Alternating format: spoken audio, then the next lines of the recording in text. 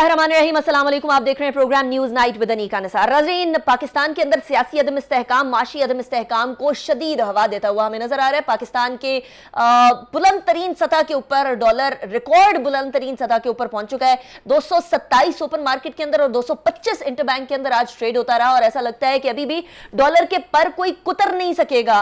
ये डॉलर है जो डायरेक्टली बाकी कमोडिटीज को इंपैक्ट करता है। पाकिस्तान का कर्जा बढ़ जाता है, इसके साथ साथ पाकिस्तान जो पेट्रोलियम मसनूआत इंपोर्ट करता है उनकी कीमतें बढ़ जाती हैं। हर चीज पाकिस्तान की महंगी होती हुई नजर आती है। डायरेक्टली इंपैक्ट होती है पेट्रोलियम मसनूआत की कीमतों से और पेट्रोलियम मसनूआत की कीमतें डायरेक्टली इंपैक्ट होती है यूएसडी यानी यूएस डॉलर की कीमतों से। इसके साथ साथ यहां तो मामला रुक जाता तो बात अलग थी, लेकिन मसला यहां यह भी है कि पाकिस्तान की इस वक्त की मईशत जो गड़बड़ जा रही है वो सियासी अदम इस्तेहकाम की वजह से, और अभी सियासी अदम इस्तेहकाम को ब्रेक नहीं लगी है। यह शायद मामला अभी और बढ़ेगा, इसलिए क्योंकि पंजाब असेंबली के अंदर जो इंतखाबात 20 नशिस्तों के ऊपर हुए 17 तारीख को, उसके बाद बड़े क्लियर विनर के तौर पर पाकिस्तान तहरीक इंसाफ सामने आई।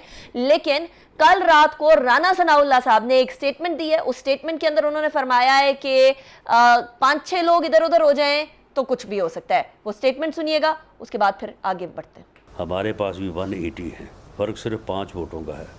5 लोग अगर उससे गैर हाजिर हो गए तो उसके बाद फिर परवेज़ इलाही साहब वजारत आला जो है ना उसको ढूंढता फिरेंगे। राना सनाउल्लाह की स्टेटमेंट के बाद एक और खलबली मच गई। पाकिस्तान तहरीक इंसाफ जो समझ रही थी कि वो बड़े आराम से पंजाब हुकूमत संभाल लेगी, परवेज इलाही साहब सीएम बन जाएंगे, अब उनको भी शकूक शुबहात होने लग गए हैं।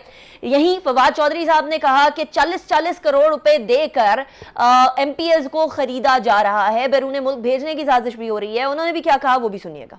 एमपीएस को 40-40 करोड़ रुपए में जो है वो ख़रीदा जा रहा है। हमारे रहीम यार खान से एमपीए मसूद मजीद मुबैना तौर के ऊपर 40 करोड़ रुपया लेके वो माशाल्लाह तुर्की पहुंच गए।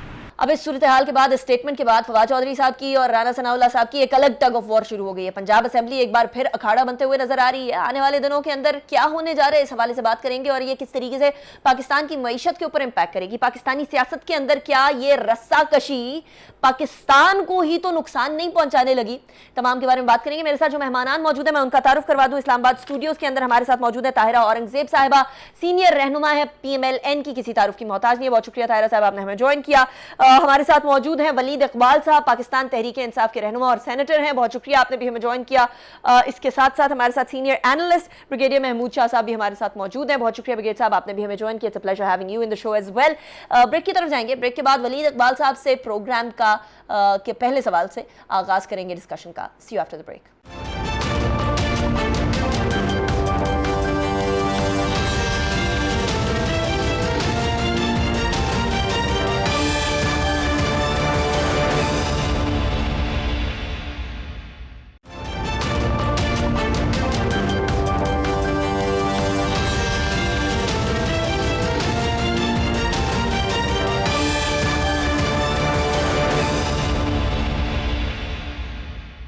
Welcome back after the break. Break पे जाने से पहले मैं आपके सामने रख रही थी कुछ आदादो शुमार भी और साथ ही साथ पंजाब की सूरत हाल, पाकिस्तान की मईशत की सूरत हाल। अब हम बात करेंगे वलीद इकबाल साहब की तरफ डायरेक्ट सवाल लेकर चलते हैं। वलीद इकबाल साहब, ये बताइएगा, ये जो इंतखाबात हुए हैं इसके बाद हम लोगों को एक और सिनेरियो बनता हुआ नजर आ रहा है।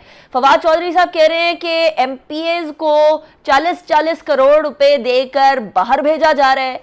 उसके अलावा आपके अपने एमपीए ये चौधरी मसूद अहमद साहब, ये इन्होंने 3 अप्रैल को रिजाइन किया था, बाहर चले गए हैं। ये क्या हो रहा है? आप लोग अपना सीएम बना भी सकेंगे या मामलात अब कशीदगी की तरफ जाते हुए नजर आ रहे हैं?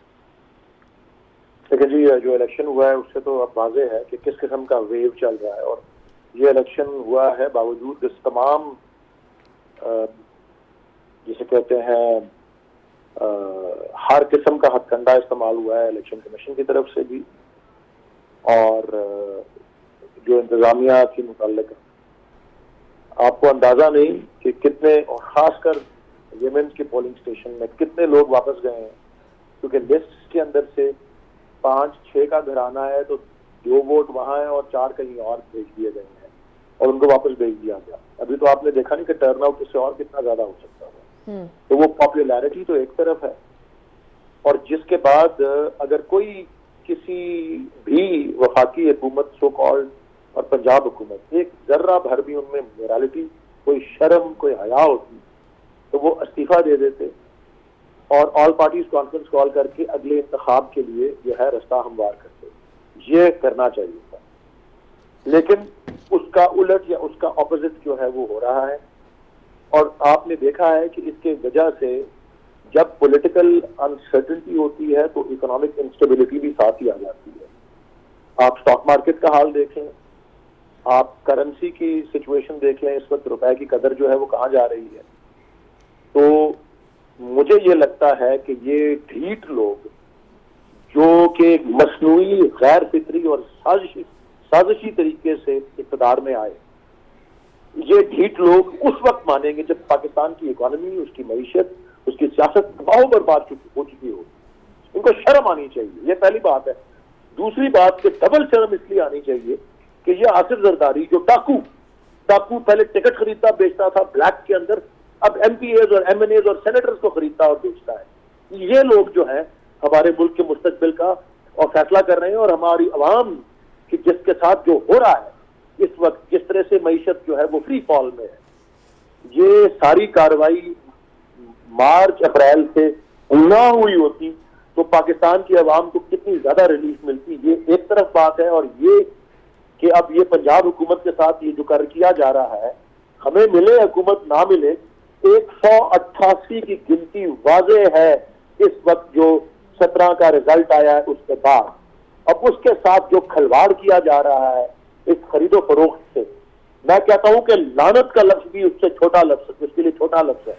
तो बड़ी स्ट्रॉन्ग अल्फाज इस्तेमाल कर रहे हैं वलीद इकबाल साहब आप। पाताल भी, ये ऐसा रवैया है जिससे कोई पाताल इतना गिर गया है कि इससे पाताल भी शर्मा जाए, इससे गहरी खाई को भी पसीना आ जाए।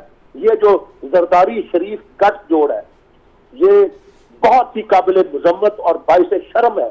मेरा सर शर्म से झुका हुआ है कि मैं उस मुल्क का शहरी हूं जिस मुल्क के ये लोग शहरी हैं, ये डाकू और ये चोर। मैं बहुत सोच समझ के लफ्ज इस्तेमाल कर रहा हूं क्योंकि यहां तक नौबत आ गई है। अच्छा वलीद इकबाल साहब, आपकी इस गुफ्तगू का जवाब जरा मुझे ताहिरा औरंगजेब साहिबा से भी लेने दीजिएगा, उसके बाद फिर मैं एक और सवाल आपकी तरफ लेकर आऊंगी। ताहिरा साहिबा, क्या आपने वलीद इकबाल साहब की गुफ्तगू तो सुन ली, लेकिन सवाल ये भी पैदा होता है कि आप लोग क्या इतनी नशस्तें वो जीतने के बावजूद भी उनको आप हुकूमत देंगे या नहीं देंगे? राना सनाउल्लाह साहब की स्टेटमेंट मैंने आपके सामने रख दी है। राना साहब की स्टेटमेंट के बाद तो बड़ा मसला हो गया है, समझ नहीं आ रही है कि हुकूमत इधर जाएगी या उधर जाएगी, मामला आर या पार होगा या नहीं। राना साहब की स्टेटमेंट से हॉर्स ट्रेडिंग का मतलब नहीं अखज़ किया जा सकता, क्योंकि लोग जब इलेक्शन जीत लेते हैं तो फिर उनकी अपनी एक सोच होती है कि उन्होंने अगला वोट किसको देना है। मैं तो बल्दियात के इलेक्शन लड़ती आ रही हूँ, कौंसलर भी जब इंसान बन जाता था ना, जो भी बनता था, तो मेयर के इलेक्शन में उसकी अपनी सवाबदीद होती थी कि उसने किसको वोट देना है। बिल्कुल इसी तरह MPA का इलेक्शन है, इसी तरह MNA का इलेक्शन है। और जो वलीद इकबाल साहब कह रहे थे कि ये गैर कानूनी, गैर तौर पर हम लोगों ने अपना जमहूरी हक इस्तेमाल किया वोट ऑफ नो कॉन्फिडेंस ला के। ये 3-4 माह से हमें ललकार रहे थे गवर्नमेंट के बेंचेस से कि इनके पास तो बंदे ही पूरे नहीं, इनके पास मेंबर ही पूरे नहीं, ये वोट ऑफ नो कॉन्फिडेंस क्यों नहीं लाते। फवाद चौधरी साहब खड़े हो के कहा करते थे अगर बंदे पूरे हैं तो लाते क्यों नहीं है वोट ऑफ नो कॉन्फिडेंस, लाएँ हमारे खिलाफ तहरीक अदम एतमाद। और जब हम लाए, ये हमारा एक जमहूरी आइनी तरीका था, और उसके बाद इनकी गवर्नमेंट ख़त्म हुई तो अब ये कहते हैं जी इन्होंने गैर पार्लिमानी, गैर कानूनी हथकंडा इस्तेमाल किया। मुझे समझ नहीं आती कि गैर पार्लिमानी और गैर कानूनी कौन सा हथकंडा था, और गैर जमहूरी वोट ऑफ नो कॉन्फिडेंस किसी भी हुकूमत में जब अपोजिशन के लोग कोशिश करें पूरे हो जाएं और उनके साथ इत्तेहादी में मिल जाएं तो ये किसी भी गवर्नमेंट के ख़िलाफ़ ये तरीक़ाकार इस्तेमाल होता है, इससे पहले भी होता रहा। ये और बात है कि कामयाब अब अड़ जाना पंजाब हुकूमत के लिए, ताहिरा औरंगजेब साहिबा, क्या ये दुरुस्त है? इससे पहले आप लोगों ने 17 की रात को बड़े अच्छे खुले दिल से कहा कि हम लोग एज मन्नो आन पाकिस्तान तहरीक इंसाफ की जीत को तस्लीम करते हैं और हमारी जो बड़े बुरे तरीके से हार हुई है उसको भी तस्लीम करते हैं। तो उसके बाद हुकूमत भी तस्लीम कर हमने ना हार का कहा ना जीत का कहा, हमने कहा हम नताइज को खुले दिल से तस्लीम करते हैं। हमारी पार्टी की वाइस प्रेसिडेंट है मरियम नवाज साहिबा, उन्होंने फ़ौरन स्टेटमेंट दी कि हम इन इलेक्शंस के नताइज को तस्लीम करते हैं, इलेक्शन बिल्कुल शफाफ हुआ। और ये मुझे समझ नहीं आती, सुबह से लेके दोपहर तक ये राग लापते रहे, कबर अज मर्ग वावेला जैसे होता है हम कि यहाँ धांधली हो रही है, वहाँ हो रही है, उस शहर में ये हो रहा है, इस शहर में ये हो रहा है। लेकिन जब नताइज आने शुरू हुए तो इनके हक में आने शुरू हुए तो फिर इनकी ज़बानें बिल्कुल खामोश हो गई। हम लोग ये कहते हैं कि पंजाब की क्या पाकिस्तान की तारीख़ में इतना शफाफ इलेक्शन कभी नहीं हुआ होगा। जिसको इन्होंने इलेक्शन कमिश्नर इस्तीफ़ा दे, फलां अदारा इस्तीफ़ा दे, इन लोगों की तो कहीं जाके तान रुकती ही नहीं। अब इलेक्शन कमिश्नर ने किया क्या है कि वो इस्तीफ़ा दे, फिर इलेक्शन हुआ, बिल्कुल किसी जगह पे ये शिकायत मौसूल नहीं हुई कि कोई डब्बे लेके भागा है, कोई पोलिंग एजेंट गायब हुआ शिकायत है। जरूर मौसूल हुई है कि जिंदा लोगों को मार दिया, नहीं। लिस्टें इधर उधर हो गई। कहीं कुछ नहीं हुआ। मैं तो PP7 में खुद थी, सुबह 9 बजे से लेकर रात 8 बजे तक। मैंने कदर सईदा के दूर इफ्तादा जो गांव में भी बने हुए पोलिंग स्टेशन थे विज़िट किए। बूढ़ी बूढ़ी औरतें आ रही थी, उनको कंधों पे उठा के ला रहे थे। मैं नहीं जानती वो PTI का वोट था, ठीक। PMLN का था या तहरीक लब्बैक का था, राइट। ना मैंने किसी से पूछा। लेकिन वोटर्स आ रहे थे, बाकायदा पुरअमन तरीके से पोलिंग हो रही थी, काउंटा में भी, कलर सईदा में भी। ठीक। कहीं पर किसी किस्म की कोई मैंने लड़ाई झगड़ा, हत्ता कि मैंने किसी को क्यों तोड़ते हुए भी नहीं देखा। और मैंने कहा बड़ी अच्छी खुशाइन बात है जनरल इलेक्शन से पहले कि हम ये ज़िमनी इलेक्शन इतना पुरअमन लेके जा रहे हैं, कहीं कोई किसी किस्म के झगड़े की हमें इत्तला मौसूल नहीं हुई, ना मीडिया के ज़रिए ना वैसे किसी ने प्राइवेटली कहा हो। इलेक्शन बिल्कुल फेयर था, शफाफ था। अब इसको तस्लीम करना, ये क्या चाहते थे कि 20 में से 20 सीटें इनको मिले, 20 में से 15 तो इनके पास नहीं, अब तो वो चाह रहे हैं कि हुकूमत उनको दे दें। नहीं, ये राणा साहब वाली स्टेटमेंट्स ना है, बस वो तो ये चाह रहे हैं। लेकिन before I ask this question again towards you, brigadier Mahmood Shah साहब, आपकी तरफ आऊंगी। एक बात तो वाजे है कि यहाँ पंजाब की हुकूमत डू और डाई वाली सूरत हाल हो गई है। अगर पाकिस्तान तहरीक इंसाफ बना लेती है हुकूमत, जो कि अब जीतने के बाद ज्यादा नंबर ऑफ सीट्स तो उन्हीं के पास हैं, अगर हुकूमत बना लेती है तो या KPK पंजाब पाकिस्तान तहरीक इंसाफ के पास होगी, अकेली वफाक जो है वो इत्तेहादियों के पास होगी, और सिंध ऑफ कोर्स सिर्फ पाकिस्तान पीपल्स पार्टी के पास होगी। अगर दूसरी तरफ चले जाएं और नहीं बनाने देती PMLN और इत्तेहादी अगर गवर्नमेंट पंजाब के अंदर, तो फिर पाकिस्तान तहरीक इंसाफ एक बहुत बड़ी ऑपोजिशन जमात के तौर पर तो होगी, और वो मानेंगे भी नहीं इंतखाबात को। पहले वो MNAs सारे रिजाइन कर चुके हैं, फिर MPAs के रिजाइन की बात आ गई, फिर एक वैसे ही क्राइसिस, पॉलिटिकल क्राइसिस डेवलप हो जाएगा, बड़े बुरे तरीके से पाकिस्तान की मईशत को भी इंपैक्ट कर रहा है। ब्रिगेडियर साहब, क्या देखते हैं कि जो अभी की हुक्मरान जमात है पाकिस्तान मुस्लिम लीग नून पंजाब के अंदर, उसको साइड पर होकर PTI को जगह देनी चाहिए, या फिर PTI और PMLN के अंदर ये जो टग ऑफ वॉर है ये चलती रहे और एज इज जो हल निकले वो उसको तस्लीम करना चाहिए दोनों जमातों को? मेरे ख्याल में अभी जो हुकूमतें हैं, चाहे वो मरकज में है या सूबों में है, वो कमजोर हुकूमतें हैं, और मेरे ख्याल में हम वैसे ही इंतखाबात की तरफ बढ़ रहे हैं। इस साल में या इंशाअल्लाह अगले साल इंतखाबात हो जाएंगे, तो उसके बाद जो गवर्नमेंट बनेगी वो मजबूत होगी। और मेरे ख्याल में फिलहाल चूंकि एक गवर्नमेंट को गिराया गया है पार्लियामेंट्री तरीके से, जो भी तरीका है उसके मुताबिक, तो मेरे ख्याल में उन्होंने इसको अच्छे तरीके से नहीं लिया है। और एक तरीके से वो यानी कोशिश हमारी एज ए स्टेट ये होनी चाहिए कि सियासी जमातों में ये तलखियाँ होती है लेकिन बहुत ज्यादा नहीं होनी चाहिए। लेकिन ब्रिगेड साहब, आपने एक बड़ी इंपॉर्टेंट बात कही है, आपने कहा है अगले साल या इस साल इंतखाबात हो जाएंगे। अगले साल तो वैसे ही साल है ना 2023 के अंदर, तो अगर फिक्स डेट को देखें तो इंतखाबात नहीं होने हैं। लेकिन जब आपने इस साल के इंतखाबात की बात की है, ये पाकिस्तान तहरीक इंसाफ की डिमांड भी है कि अर्ली इंतखाबात करें, लेकिन इत्तेहादियों ने बोला है कि हम किसी तरीके से अर्ली इंतखाबात नहीं करेंगे। तो ये आप किस बुनियाद पर कह रहे हैं कि इस साल में इंतखाबात हो सकते हैं? मेरे ख्याल में जो हालात खराब है, जो कमजोर हुकूमतें हैं, आपने देखा जैसे अभी पंजाब मेजर सूबा है, उसमें जो हुकूमत बन रही है वो कितनी मजबूत होगी या नहीं होगी। तो अगर हम एडमिनिस्ट्रेटिवली ये कर सकते हैं कि इस साल इंतखाबात अक्टूबर नवंबर में कराएं, तो मेरे ख्याल में ये हो सकता है, जैसे पॉसिबिलिटी। और ये फैसला नेशनली जो मौजूदा हुकूमत है उनका हक है, और they can call for election earlier than schedule, जो नेक्स्ट ईयर शेड्यूल है, लेकिन अगले साल से पहले भी वो खुद ही इंतखाबात कॉल कर सकते हैं। फिलहाल तो शायद उन्होंने ऐलान किया है कि वो नहीं करेंगे, लेकिन मेरे ख्याल में इस तरह की पोस्टरिंग होती रहती है। जो नेचुरल मुझे लगता है तो ये है कि इस साल इंतखाबात हो सकते हैं। राइट, ठीक हो गया। मैं ब्रेक की तरफ जाऊंगी, ब्रेक के बाद उसके बाद वापस आएंगे और फिर डिस्कस करेंगे कि क्या पाकिस्तान तहरीके इंसाफ की हुकूमत बन रही है पंजाब में या नहीं बन रही है, और अगर नहीं तो फिर क्या करेगी पाकिस्तान तहरीके इंसाफ? क्या रिजाइन करेगी उसी तरीके से जैसे नेशनल असेंबली में किया या नहीं? एक ब्रेक के बाद।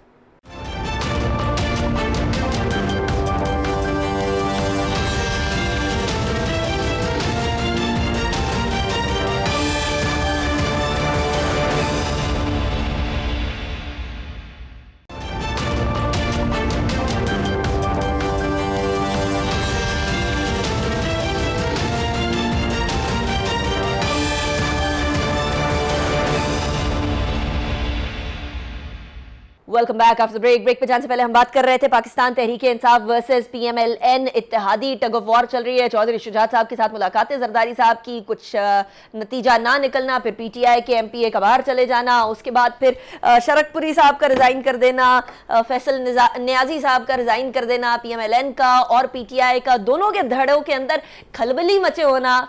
ऐसी सूरत हाल हम नॉर्मली हर वक्त नहीं देखा करते हैं। वलीद इकबाल साहब, इन केस अगर PMLN और इत्तेहादी अड़ जाएं कि हमने कुछ भी करके जैसे तैसे हुकूमत नहीं देनी है, चाहे आप लोगों के लोग तोड़ने की कोशिश करें या व्हाटसोएवर वे इज यूज्ड, क्या करेगी फिर PTI?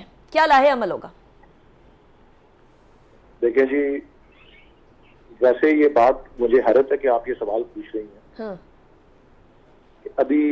अभी भी इस प्रोग्राम पे तारा और औरंगजेब साहिबा ने कहा कि जी मरियम नवाज ने बयान दिया और फलां ने बयान दिया कि हम नतीजे को खुले दिल से तस्लीम करते हैं। ये जब बात यहाँ पे आ गई, इसको सिर में मारना है इस बात को, अगर इसका कोई असर ही नहीं होना। खुले दिल से तस्लीम करने का मतलब ये है कि वाज़ेह हो गया है कि हमजा शहबाज शरीफ, जिसको हमजा कुकड़ी भी प्यार से कहा जाता है, उसके पास अक्सरियत नहीं है पंजाब में। उसके बावजूद ये हो रहा है, ये बेमानी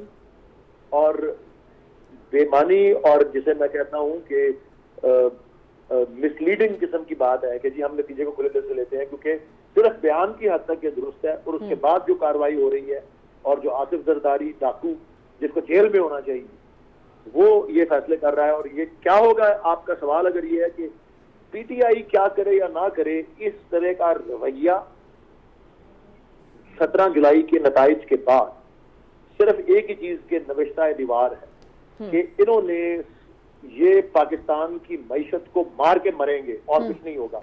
ये तबाह बर्बाद करके जब तक ये वहां तक नौबत नहीं आ जाएगी, तो जब इनके ठंडा गले में आ जाएगा। साहब, एक बात तो बड़ी वाज़ेह है ना कि अगर चलिए आप लोगों की हुकूमत बन जाती है PTI की पंजाब के अंदर, जो कि नंबर गेम के हिसाब से है और आइडियली बन जानी चाहिए, तो फिर आप पंजाब में भी हैं, आप KPK के अंदर भी हैं, दोनों इंपॉर्टेंट सूबों के अंदर आप लोगों की हुकूमत है, उधर वफाक के अंदर PMLN लीड कर रही है इत्तेहादियों को, तो डू और डाई वाली सिचुएशन तो नजर आती है ना। फिर राना साहब के स्टेटमेंट से मिलाकर जरा देखें कि हम लोग 5-6 बंदे इधर उधर हो जाएं PTI के, तो किधर की हुकूमत, कौन सी हुकूमत?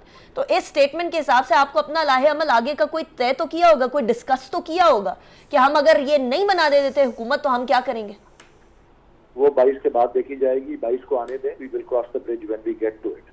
सही। लेकिन मैं फिर से दोहरा रहा हूँ कि जब ये 17 जुलाई का नतीजा आ गया था, उसके बाद पहले दिन से वाज़ेह है, पहले दिन से PDM के लिए वाज़ेह है कि इमरान खान का और PTI का मुतालबा क्या है, और इस मुल्क को इस बहरान से निकालने का जो वाहिद हल PTI के मुताबिक है वो यही है कि हमें आम इंतखाब के लिए जाना है। हम नहीं दिलचस्पी रखते तो पंजाब की हुकूमत मिले या ना मिले, हम चाहते हैं कि मिल भी जाए तो हमने रुख आम इंतखाब की तरफ करना है। ये वो वाहिद हल है, और अगर ये कार्रवाई ना की होती इन्होंने, बहुत बेहतर होता। इस मुल्क और इसकी मईशत को तबाह बर्बाद इस कार्रवाई ने किया है, जो कि मार्च और अप्रैल में और बिल आखिर अप्रैल में ये भले कह लें कि जी हमने जमहूरी आईनी तरीके से किया। ये जो कार्रवाई हुई है, आज जिस मुश्किल में पाकिस्तान के लोग खड़े हैं, ये PDM और जिसके साथ भी मिलकर उन्होंने बैरूनी और अंदरूनी जिन लोगों के साथ मिलकर उन्होंने ये कार्रवाई की है, उसका नतीजा पाकिस्तान के लोग भुगत रहे हैं, पाकिस्तान की आवाम भुगत रही है। ये महंगाई, ये मईशत की तबाही, ये करेंसी की फ्री फॉल, ये स्टॉक मार्केट का जो है बिल्कुल तबाह बर्बाद होना, ये सब कुछ जो है ये इस कार्रवाई की दहलीज पे रखा जाता है जो कि interestingly- और उसके allied government के against। इंटरेस्टिंगली वलीद इकबाल साहब, इस सारे की जिम्मा जो है वो आप लोगों के कंधे पर डाल देती है हुकूमत के। आप लोगों ने कारकर्दगी ऐसी दिखाई कि उसके अलावा कोई ऑप्शन नहीं था। मिफ्ता इस्माइल साहब बार बार कहते हैं कि मैं तो 1.5 दिन भी फाइनेंस मिनिस्टर नहीं हुआ था, फिर मुझे जाना पड़ गया IMF से बातचीत करने, IMF के साथ वही शराइत जो आप लोगों ने मानी हुई थी उसको आगे फर्दर लेकर जाने के लिए। तो वो तो सारा जिम्मा आपके कंधे के ऊपर डालते हैं, आपके कंधे पर रख के बंदूक चलाते हैं कि इनकी जिम्मेदारी थी, इन्होंने गड़बड़ की। अगर आप लोग रहते, अगर ये वोट ऑफ नो कॉन्फिडेंस ना होता तो आप क्या मुख्तलिफ करते? जो आप कह रहे हैं कि माशी हालात आज के मुख्तलिफ होते, आज जो डॉलर 225 के करीब पहुंच गए इंटर बैंक के अंदर वो ना पहुंचता, ब्लड बाथ जो हम लोगों ने स्टॉक एक्सचेंज में देखा है वो ना होता, क्या करते ऐसा? बिल्कुल यही, बिकॉज एक तो ये जो पॉलिटिकल इसमें बेयकीनी और अनसर्टेनिटी आई है, पॉलिटिकल अनसर्टेनिटी ही कॉज करती है मार्केट्स को इस तरह से फ्री फॉल में जाने के लिए। वो हुआ, पॉलिटिकल अनसर्टेनिटी ना होती, मैं तो कह रहा हूँ आपको अंदाजा नहीं है, शायद इस्लामाबाद में मैं जहां जहां जाता हूँ और PMLN के लोग भी मुझे मिलते हैं जो समझदार हैं, वो कहते हैं कि जी हुकूमत को अपनी मदद पूरी कर देनी चाहिए।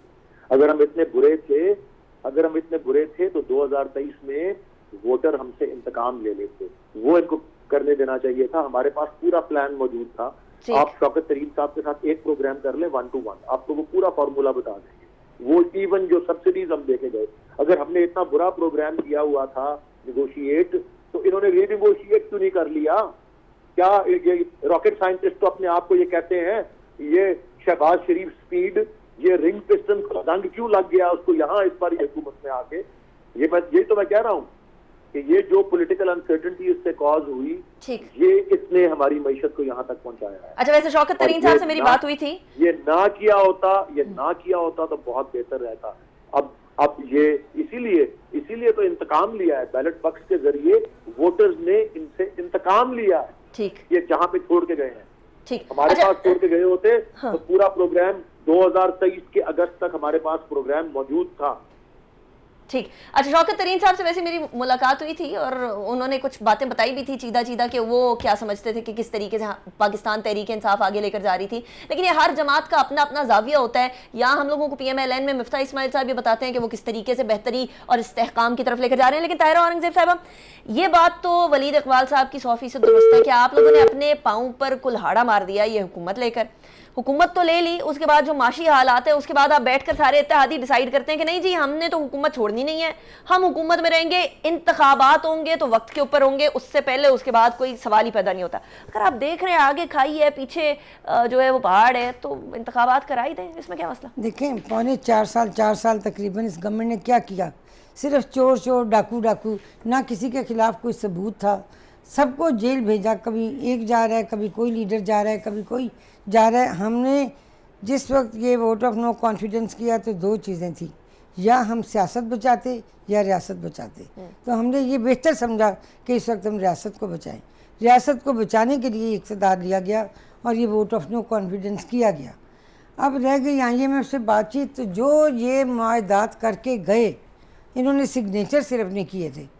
मिफ्ता इस्माइल साहब ने उन्हीं शराइत पर सिग्नेचर साइन किए बस, क्योंकि ये तमाम बातें तय करके जो आ चुके थे। और एक सबसे बड़ी बात जो है ये महंगाई का इशू जो कहते हैं इस गवर्नमेंट में जब हमारी गवर्नमेंट 2018 में गई थी, 0 लोड शेडिंग थी। आपको याद होगा 2-2 घंटे लाइट नहीं आती थी, 1 घंटा आती थी। लेकिन 2018 के बाद सारे पावर प्लांट्स चल रहे थे, तमाम लोड शेडिंग का ख़ात्मा हो चुका था, इंडस्ट्री को भी बिजली मिल रही थी, घरेलू सार्फिन को भी मिल रही थी, कमर्शियल एरियाज़ को भी मिल रही थी। अब जब ये गवर्नमेंट आई, जैसे गर्मी शुरू हुई, आप देख रहे हैं बिजली का आलम क्या है। जो पावर प्लांट्स थे ये उनको चलाने के लिए जिन चीज़ों की ज़रूरत थी उन्हें भी बर वक्त नहीं मंगा सके। जो ख़राब थे, जो मुरम्मत के काबिल थे, थोड़ा पैसा लग के वो रिपेयर हो सकते थे। हमारी बारी में सही चल रहा था, आप लोगों की बारी में ख़राब हो गया। ये कैसी वो मैनेजमेंट? ये हम ब्लेम नहीं जाना चाहिए। हकीकत जो है वो ये है कि सब कुछ इनका किया धरा था, लेकिन अगर ये मज़ीद रहते गवर्नमेंट में और इक़्तिदार में तो पाकिस्तान इससे भी ज़्यादा, श्रीलंका से भी ज़्यादा बदतर। आप लोगों ने डिसाइड करने देता था ना ताहिरा साहिबा, अवाम को डिसाइड करने देते, वो डिसाइड करते कि श्रीलंका की तरफ लेकर जा रहे हैं, बड़े अच्छे हैं खान साहब। आप लोगों ने तो उनकी सियासत को दबाम बख्श दी। वो हर रोज़ हमें कहते थे इनके पास बंदे नहीं, इनके पास लोग ही नहीं है, ये हमारा कुछ नहीं कर सकते, हम जो भी करें ये होगा। करप्शन की दास्तानें इनकी थोड़ी थी, जो ये बताते थे फलां चोर है, फलां डाकू है, फलां डाकू है, पहले किसी के खिलाफ सबूत तो देखें आप, फिर उसके बाद किसी को पकड़ें।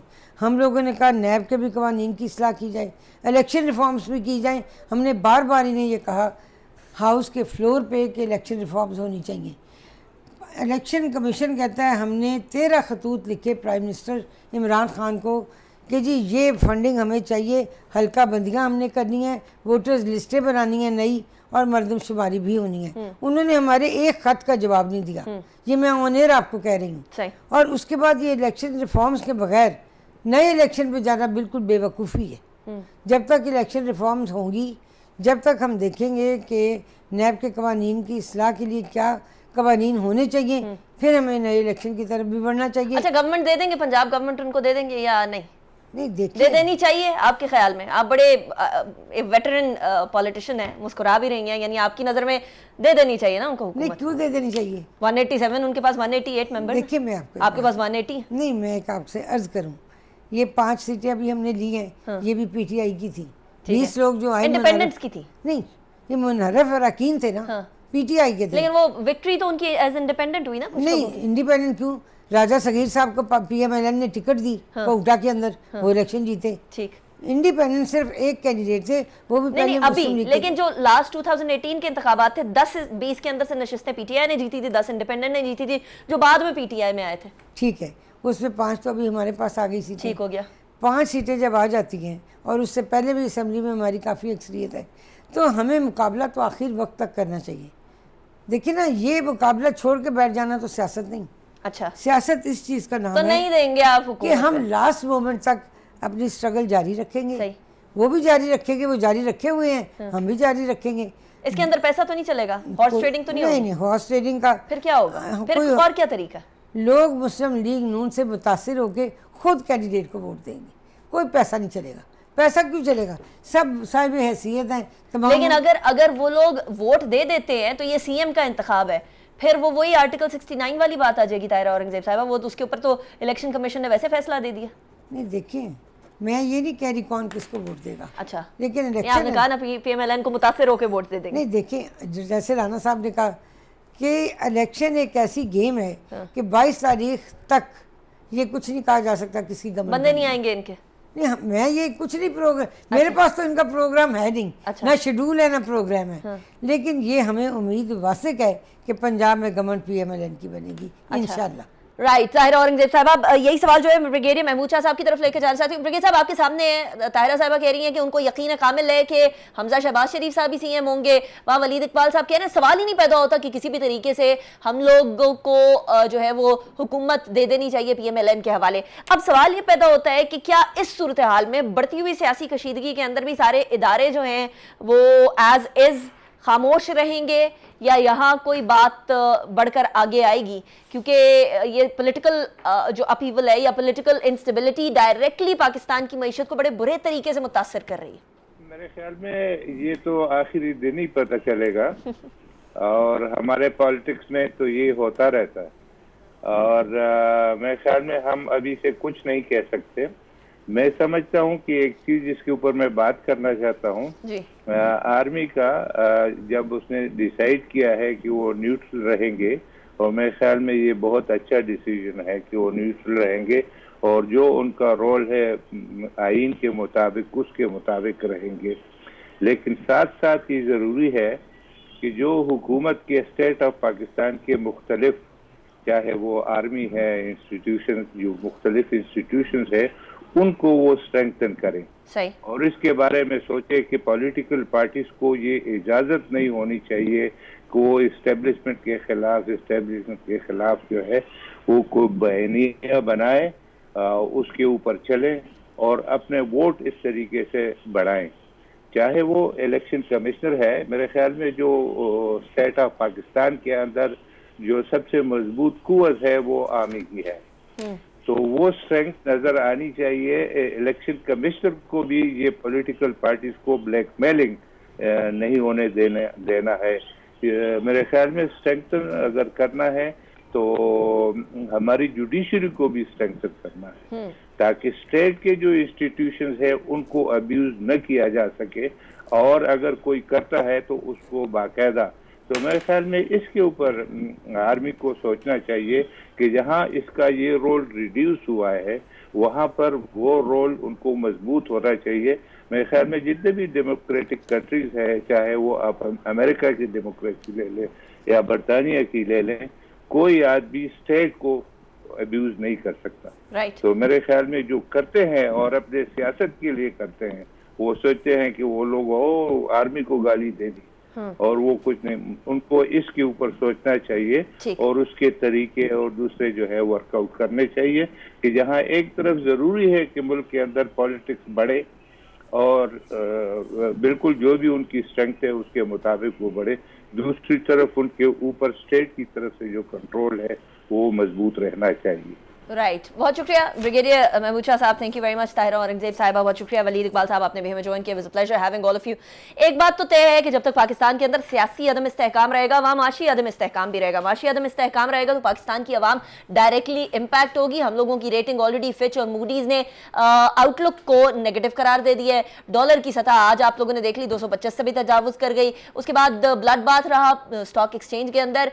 हमारी कारोबारी तबका ये डिमांड करने लग गया है कि इसको सारे मामले को सीधा करें, नहीं तो हम लोगों को सनतें बंद करनी पड़ जाएंगी। यहाँ सियासत है कि इसकी टग ऑफ वॉर खत्म होने का नाम नहीं ले रही है। हुकूमत लोगों पर है, लोग जब सुकून में रहेंगे तब जाके हुकूमत चल सकेगी। काश ये सारी सियासी जमातें समझ जाती हैं। अनीका निसार को इजाजत दीजिए, अपना बहुत ख्याल रखिएगा। अल्लाह हाफिज़ नासिर।